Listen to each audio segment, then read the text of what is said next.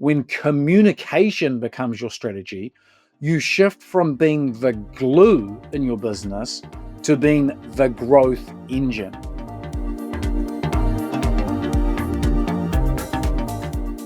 But they can't do that.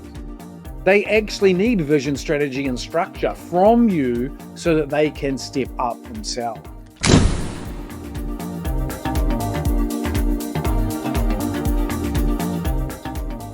What if I told you that communication, not doing more, is the secret to scaling your salon?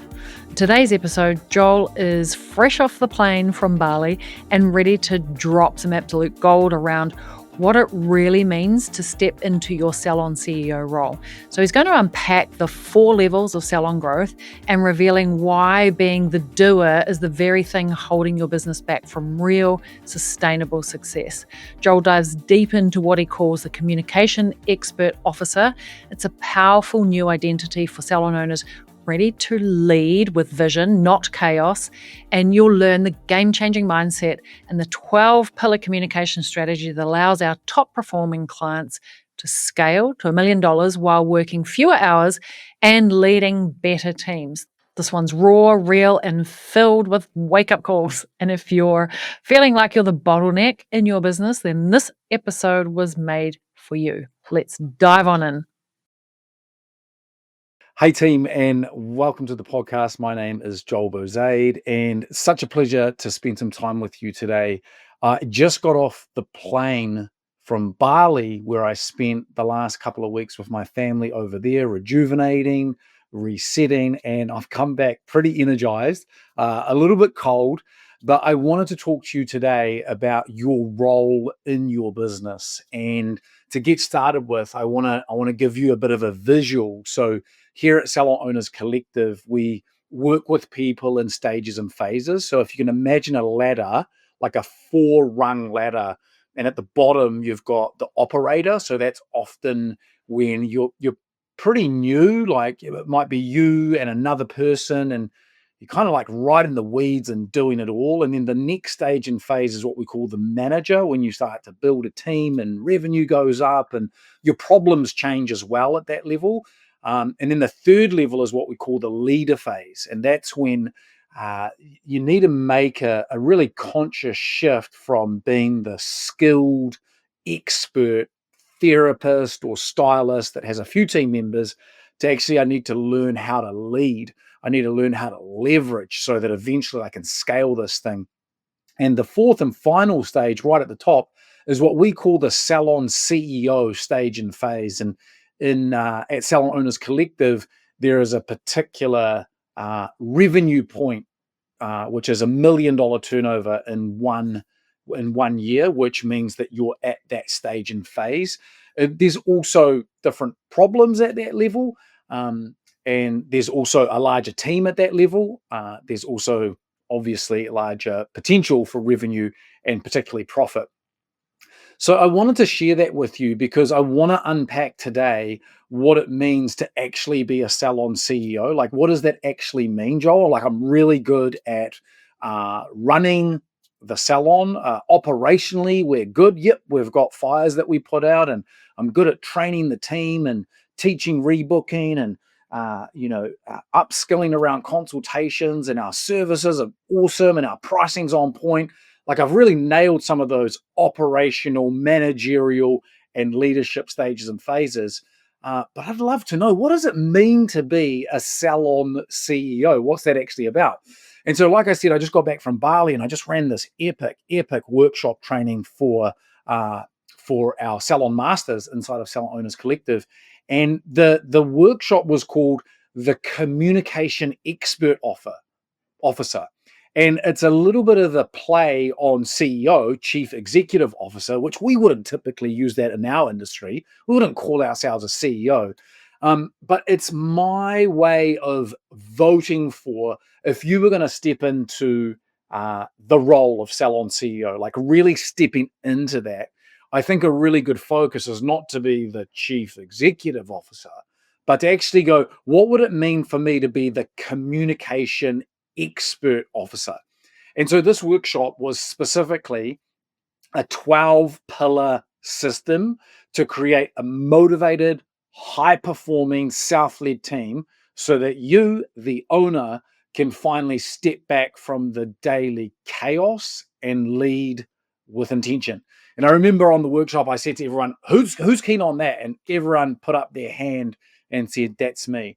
And so I think when communication becomes your strategy, you shift from being the glue in your business to being the growth engine. And so this entire strategy, this workshop that we give to our owners to implement, is something that when they implement it, on the other side of that implementation, in just 3 to 5 hours a week, they will be able to align their team to their vision and scale their salon beyond themselves, which is so super exciting. I think it's fantastic. So as I said, 12 pillar system.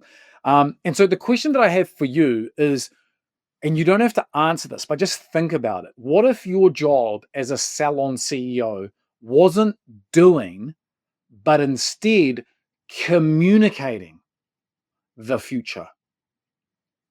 Just let that sort of sit with you for a while, because I get to work in boardroom where I work with the salon owners that turn over the most amount of money at Salon Owners Collective. It's a pretty cool place to be. And I can tell you that for the majority of them, those that are doing the do, like in the trenches, um, they're specifically doing that because they're so passionate about doing that for 3 or 5 hours a week. Like they just love getting behind the chair.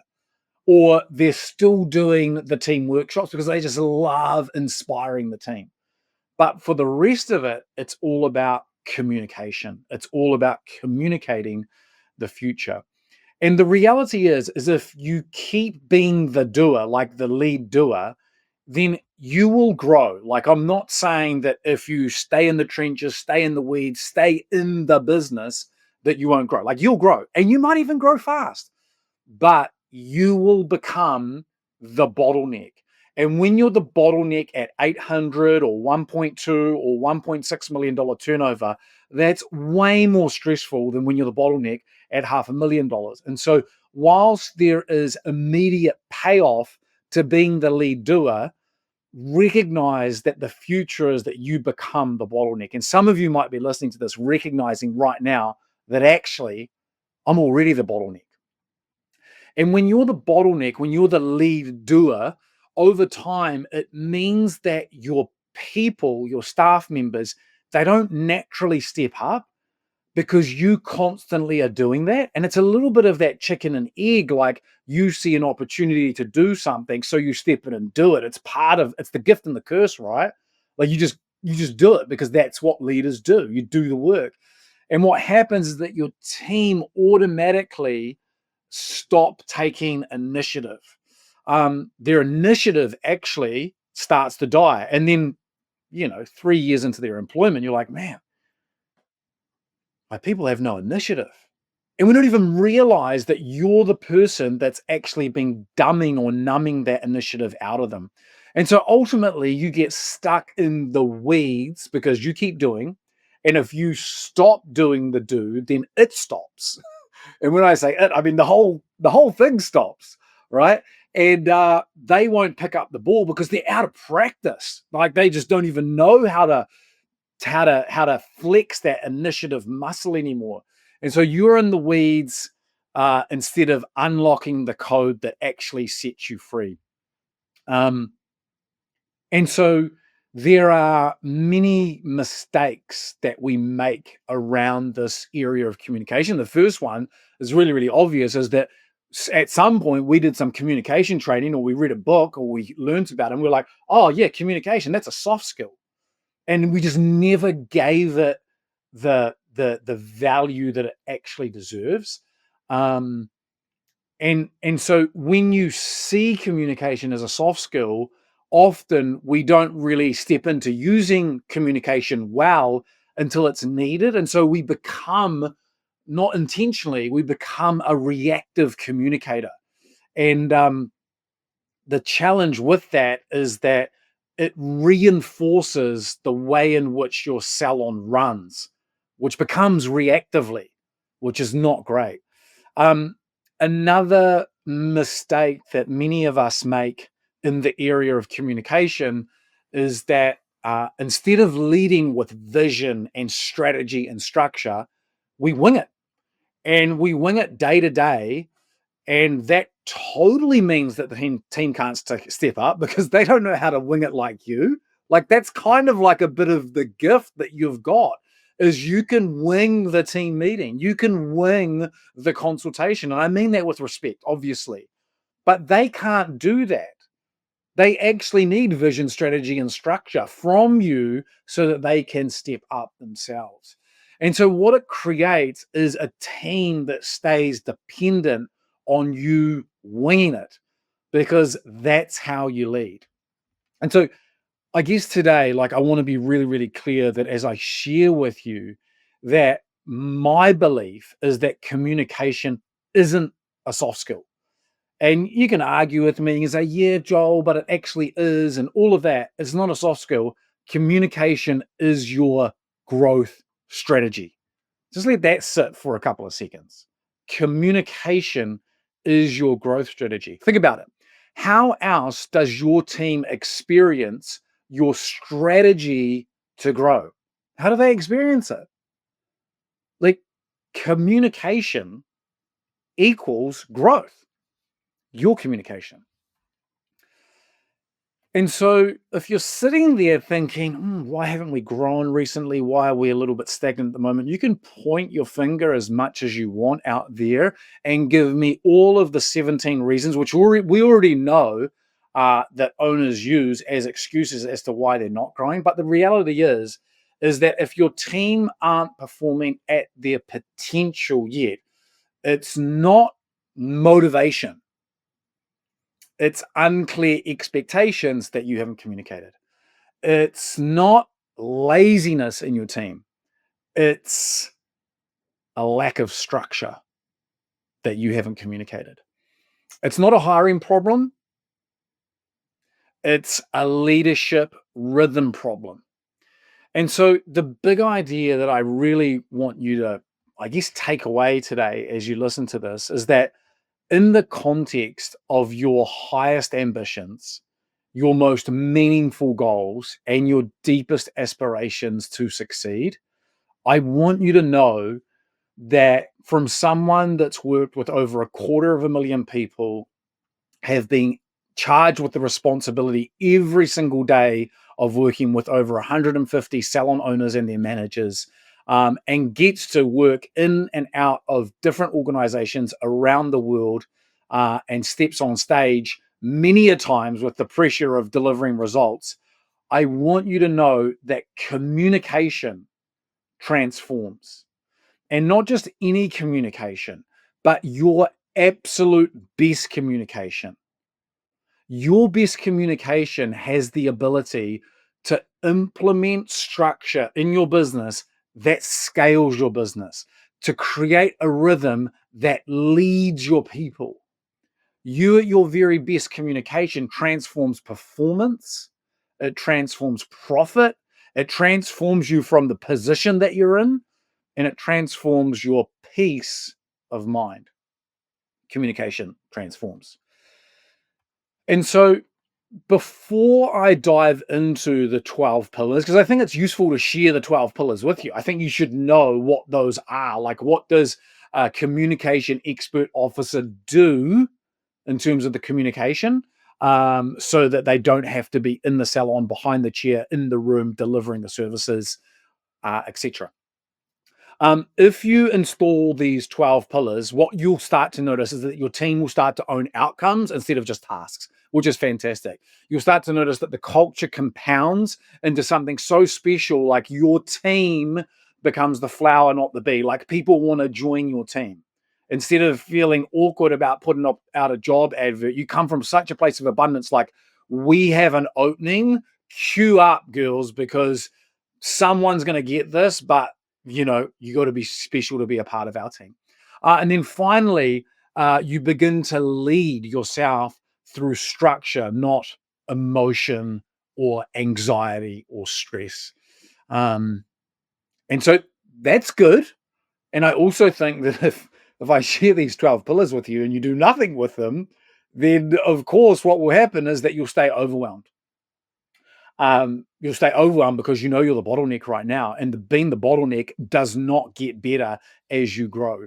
Your A players, your top stylists and therapists, they'll plateau and maybe even walk. And then arriving at your first $1 million or your next $1 million will just feel out of reach. Like you'll be at 1.2 or 1.4. You say, I don't even know how I'd ever get to 2. And so for that reason, I think it's important to really understand communication. We shared a model about communication, which is 2 words if you're taking notes today: intention and reception. And I think those are really important for us to understand, because I've met so many salon owners that are like, yeah, Joel, but I've told them before. I've told them 75 times. And the first thing you need to understand about intention is in your head. And the people that are rewarded for their communication, be it in the marketplace, like paid really well to stand on stage or to deliver a podcast, are able to articulate the intention that is in their head out through their mouth in a compelling way. That is the first part of communication. It's called intention. And I can tell you, working with 150 salon owners every single week, is that many of you struggle. Like, you got great intention in here and it all makes sense in your head, and then it comes through your mouth and it comes out different. It comes out, the words are different, they're jumbled, they're backwards. That's not inspiring. It's kind of dry or direct or abrupt or disrespectful or whatever, fill in the blank, right? And so being able to take what's in your head and deliver it out of your mouth in a way that's attractive to the ear of somebody else, that's the first skill of communication. And the second skill of communication isn't something that you do, but rather something you understand, which is understand reception, or otherwise that people listen to you through the lens of their own limiting beliefs. So I might be up here sharing some ideas and I think I'm doing a great job, like my intention is clear and it's amazing. But actually, what people are hearing is, I'm not good enough. And you've probably experienced that before, and your team have probably experienced that before from you. And so we've got to realize that the reason why you need to communicate the absolute best that you can, especially when you're in front of your team, especially when you're facilitating change, you need to communicate the very best you can, because number one, your intention is probably average at best, the way in which your communication. And number two, your people are listening to you through their own limiting beliefs. And so there is no doubt in my mind that the only version of you that can show up when you're communicating to your team has got to be the version that is your absolute best. I hope that doesn't come across as pressure. I hope it comes across as an absolute privilege to be able to go, you know what? I've got this team meeting tomorrow. I've got this workshop I've got to run. I've got this consultation refresh that I'm going to do. And I can't wing that anymore. I've got to show up organized, planned, inspired, articulate. And I've got to understand that not everybody in the room is going to be thinking about this the way that I'm thinking about it. You got to show up your absolute best. I just wanted to quickly interrupt you and say, hey, a quick thank you. Thank you for tuning in, and I hope you're loving this episode.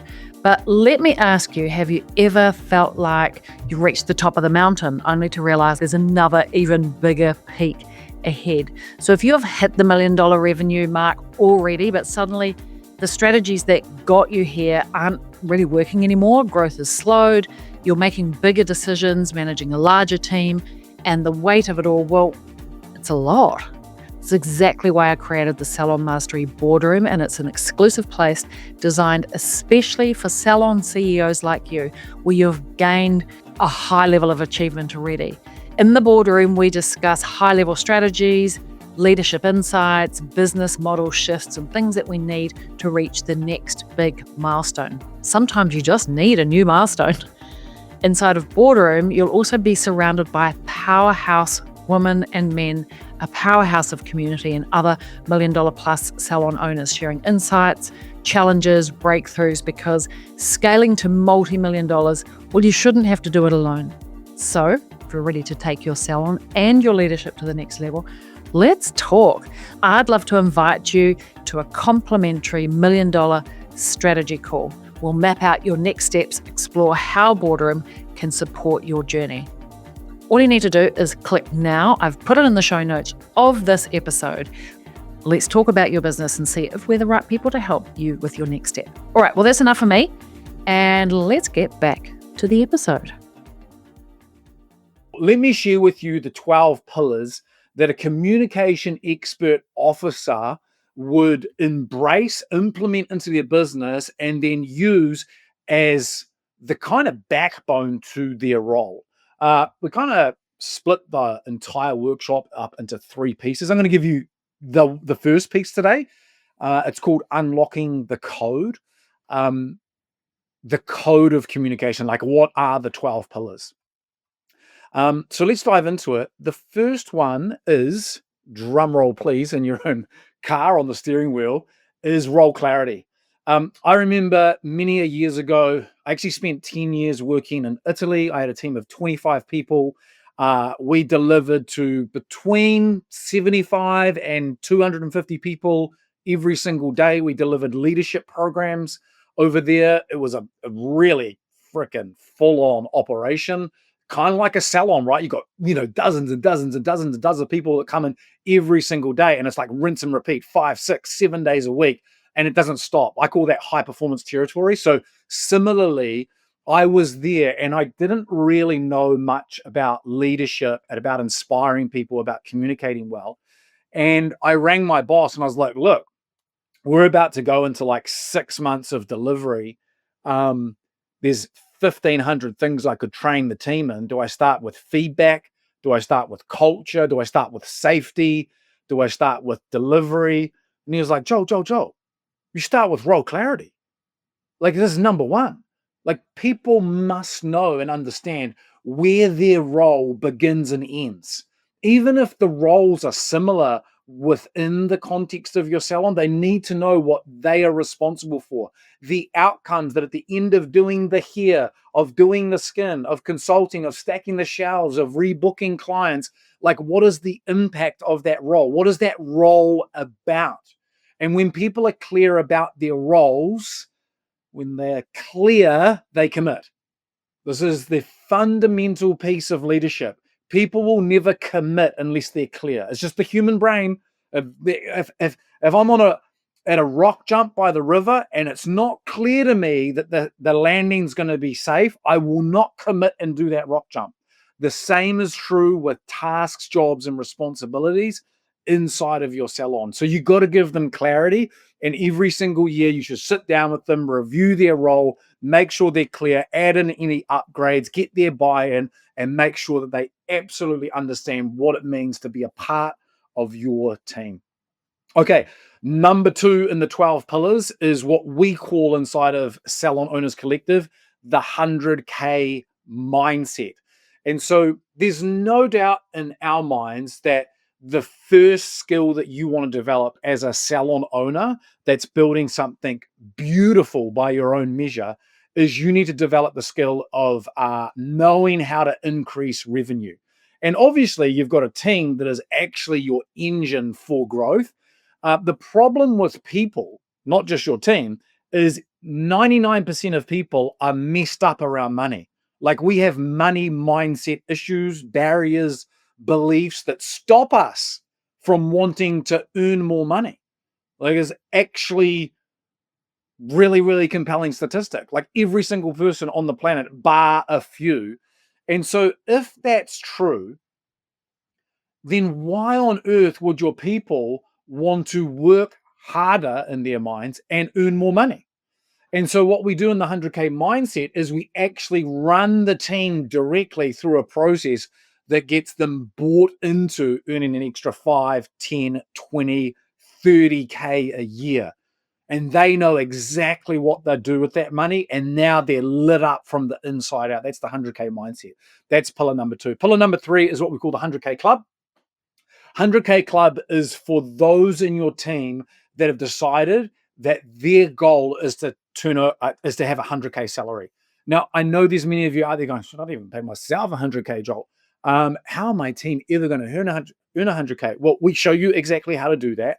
But more specifically, when you decide that 50 or 60 or 70K is no longer something that you're going to settle for as a stylist or therapist, to actually step up and into the identity of a 100K stylist or therapist is actually pretty lonely. It's kind of like being a business owner, right? Like you're there by yourself. It seems like there's no one else. So what we do is inside, let's just say there's a salon size of 8 people, maybe 3 of them decide, yeah, I'm into this 100K salary thing.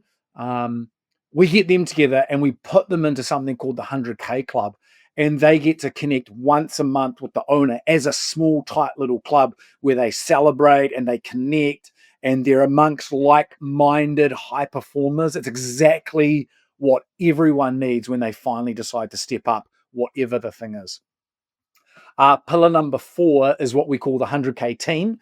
So we specifically show owners and managers and teams how to run a 10K week in terms of revenue in, with all of the things considered. And once someone can see visually what that looks like, it reduces half of the anxiety around earning more. It's like, oh, so I just need to, instead of doing that, do that. And if I do more of that and that, and when the owner brings that in and says permission to run your weeks like this, it's just like, yeah, it's a real weight that gets lifted off the shoulders, but it's also really clarifying as well. It's a super significant shift in mindset and performance. And so the 100K team is absolutely critical, not only to them earning a 100K salary, but to your business actually growing into what you want it to become. Pillar number 5 is what we call one-on-ones. And we have 2 unique one-on-ones that we run inside of Salon Owners Collective and our owners implement. One of them is called My Next Pay Rise, and we actually have an app that is available, and the staff members of our owners use that app, and it demonstrates and shows to them exactly where they are in their week, fortnight, or month in relation to their targets. So they might get color coded as red or orange or green, which will demonstrate to them that they're on track or off track or close. And it will show them the metrics and numbers so that they really understand what it takes to unlock the next level of salary or bonus, commission, etc.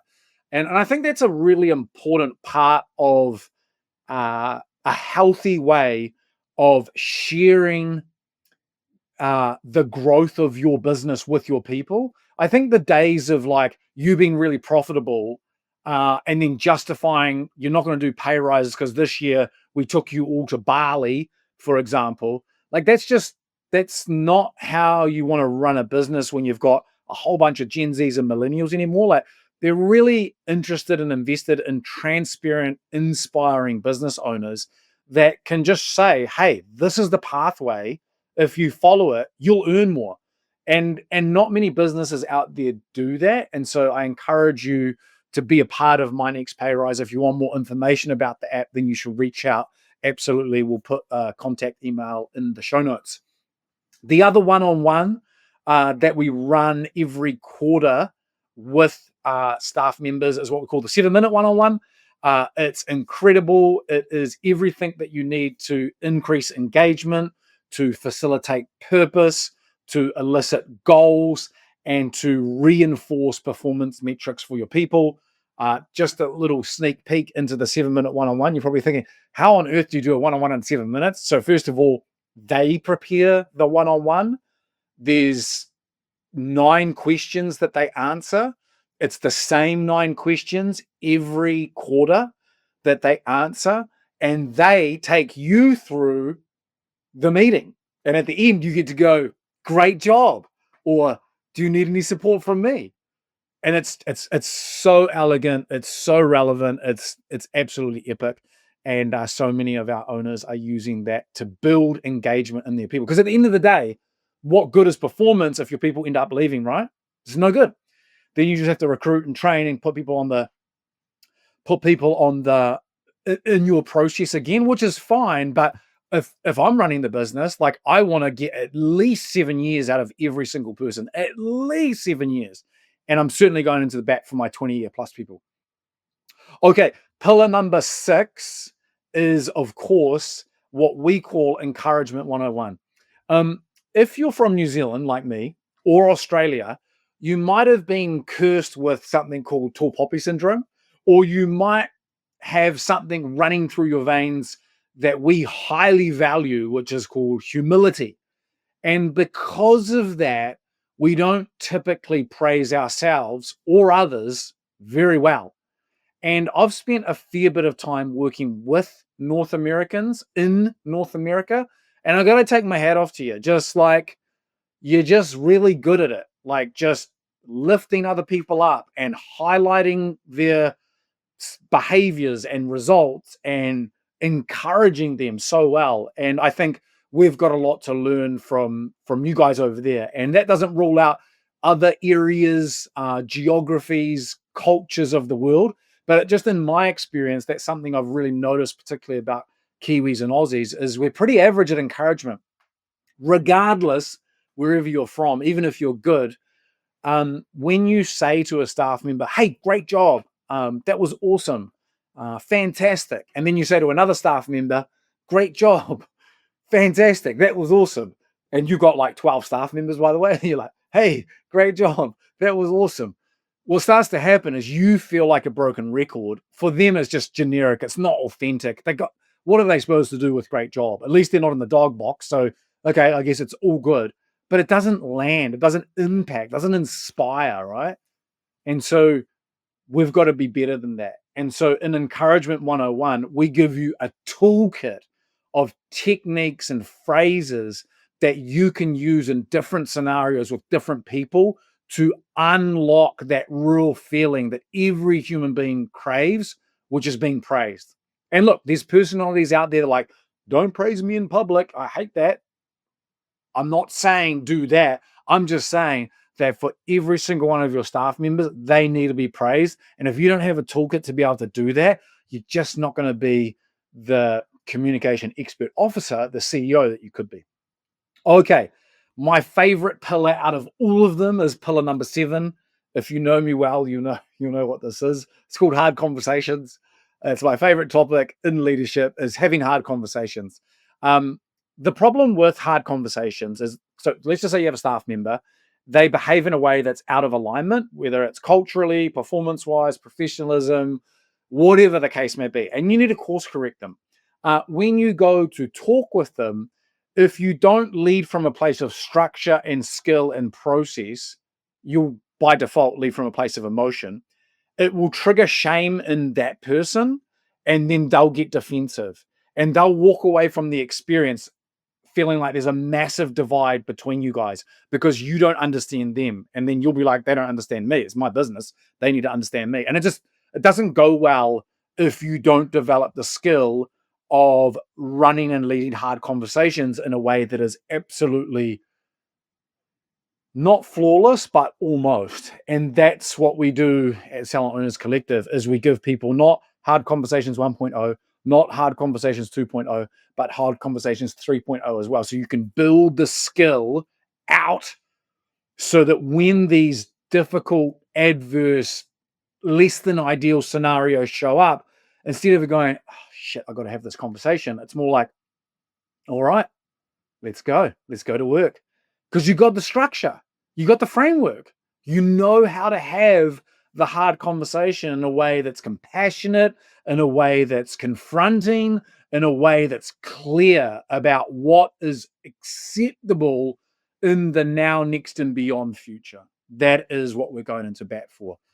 Okay, pillar number 8 is what we would call manager cadence. Coach Gritter is probably the longest serving coach at Salon Owners Collective, bar our founder, Larissa. And she's epic. And she ran a workshop in February with managers and owners. And it was all about, if we were to meet once a week, and if the manager was going to run that meeting and feed up the necessary communication only to the owner, what would that be? And how could we deliver that in a way that the manager feels really supported, and also that the owner gets only what they need and nothing that they don't? That's called the manager cadence, and is so good. And in terms of freedom and setting you free, this is absolutely it. So that's pillar number 8. And then we move into manager feedback. So pillar number 9 is, as an owner, uh, you don't have to give every single member of your team feedback anymore, because you'll have a manager now, especially when you're at that Salon CEO stage and phase, or even the leader stage, you've probably got a manager as well. So they can do the feedback, but you have to give your manager feedback. And the reason you have to give your manager feedback is because when you grow and develop your manager, which, growth equals feedback.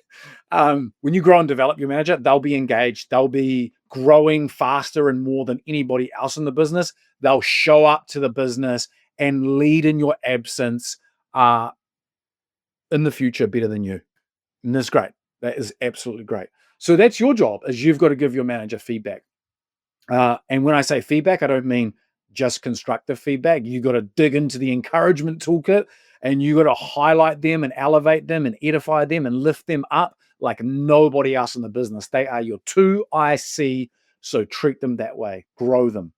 And then pillar number 10 is, of course, get them into the Motivating Manager program, which is a program that Coach Greta and myself run inside of Salon Owners Collective, solely for the managers that are managing the business on behalf of the owners that we serve as well. We take care of their game plans, their goals, their aspirations. We deal with their fears, their psyche and psychology, their limiting beliefs. And honestly, one of the biggest values that they get out of it is like, it's so nice to be in a group of other managers that have the same problems and challenges as me. I just feel like I'm doing a good job now, because otherwise, like owning a business is actually a really lonely sport, being a manager. Okay. Pillar number 11 is team workshops and meetings. So this could arguably be 2 different pillars, but I would say that every single month you want to be running either a team meeting or you want to be running a team workshop. Team meeting is obviously reflecting on the past and then moving into the future, using communication to paint a picture of possibility about the future. It's typically mostly verbal. It might involve you sitting in a circle. It's communication 101. It's a team meeting. You probably run team meetings every week, maybe every fortnight. But when you run a team meeting, it needs to be inspiring.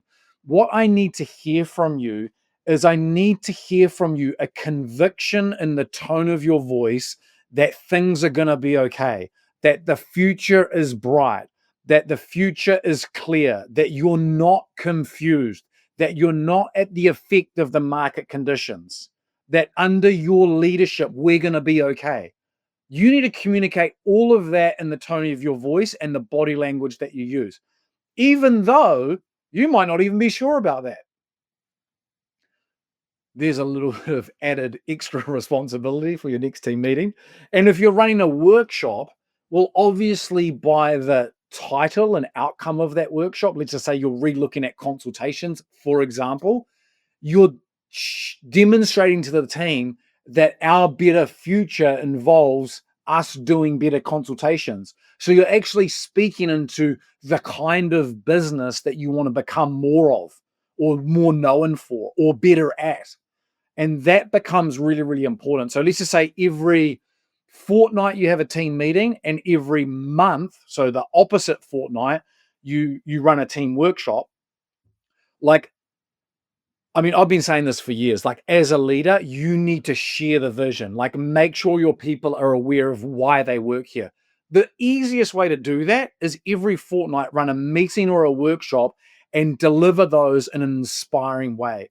Tone and body language that demonstrates to your people what an amazing decision they made to come and join your team and your business. Okay, that brings us to pillar number 12. I know it took a little while to get here, but pillar number 12, we unpack inside the boardroom. So once you hit the $1 million mark, and it's called the 5-year sales ready plan. I think that it's really important to be aware of what your exit point is. But let's just say you're at $500,000 turnover right now. I think it's the wrong time to look at a 5-year sales ready plan. And there'll be many people that disagree with me on that. But the moment that you get it valued or look at your profit and times it by 3 and then and do all of that, and you go, if I sold it today, I could walk away with $100,000. Like the moment you distill that is the moment that you kill your ambition to make it 4, 5, 6, 7 times better. And I can tell you that those that are in the boardroom that are turning over $1, $2, $3 million a year, at $500,000, they weren't looking at their exit strategy. They were focused on growing. They really were. I think there's a time and a place. And I think the timing is once you turn over that $1 million mark, let's sit down, have a conversation and go, what would be the metrics, the indicators, the flags or the triggers that would suggest that you've got enough freedom and profit and now is the time to pass it on to somebody else. I think it's a really important conversation to have, but not too soon. So team, those are the 12 pillars, the CEO communication code, CEO being communication expert officer. I hope that's been useful for you today. If it has, then feel free to send us a message, share it on social media. Hopefully you're inside of our free group, Profitable Salon Owners. There's about 7,000 salon owners in there. If you listen to this and it was of any value to you whatsoever, let us know in the group. It would mean the world to us, and it gives us the fuel to keep making content like this that hopefully resonates with you, is relevant to you, and helps you along your journey. Okay, that's enough from me. Have an incredible rest of your day and definitely take some action. And that's a wrap. Thank you, Joel. And if you're ready to go from bottleneck to bold Salon CEO and build the salon that grows without you having to do it all, then it's time for us to chat. You need to book a free strategy call with me or one of my team, and we're going to map out a clear plan to shift you out of the day-to-day and into a scalable momentum towards your first or maybe your next $1 million year. We'll also explore if Salon Mastery or the boardroom is the right fit for you. Let's turn communication into your superpower and build the business you've always dreamed of. Maybe finally it's here. You're welcome to book a call by clicking on the link below in the show notes, or just find me on my website, or you can send me a DM, whatever works. Meantime, I look forward to connecting with you same time, same place on the podcast next week. Ciao for now.